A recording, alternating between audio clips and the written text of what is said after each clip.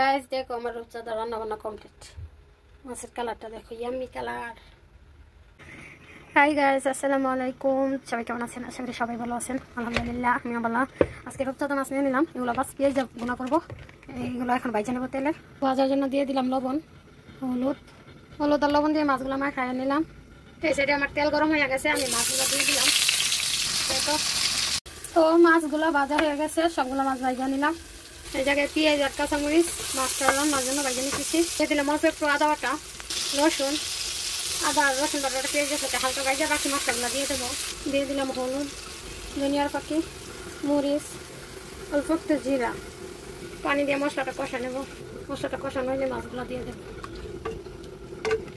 মশলা কষানো হয়ে গেছে, আমি মাছগুলো দিয়ে দিলাম। মাছগুলো দিয়ে কতক্ষণ কষিয়ে নেবো মশলাতে। তো মাছটা কষানো হয়ে গেছে, আমি ঝোল দিয়ে দিলাম। কষানোর মাঝখানে আমি মাছটা কিন্তু উল্টাই দিয়েছিলাম। আর এই রূপচাঁদা মাছটা যত কম মশলা দিয়ে রান্না করবেন তত খাইতে ভালো লাগবে। আমি অনেক হালকা মশলা দিয়ে কিন্তু এটা রান্না করতেছি। লাস্টে একটু ধনিয়া পাতা দিব। এই দেখেন ধনিয়া পাতা, এগুলা কিন্তু আমার বান্ধবী ক্ষেত করছে, ওই ক্ষেতেতে গতকালকে নিয়ে আসছি। মাছ অল্প একটু দিয়ে দেবো। এই জায়গায় মাছের তরকারি অলরেডি হয়ে আসছে। আমি ধনিয়া পাতা দিয়ে দিলাম। অনেক গেরান, অল্প একটু দিলেই চলবে। তরকারি জালটা এখন অফ করে রেখে দেবো।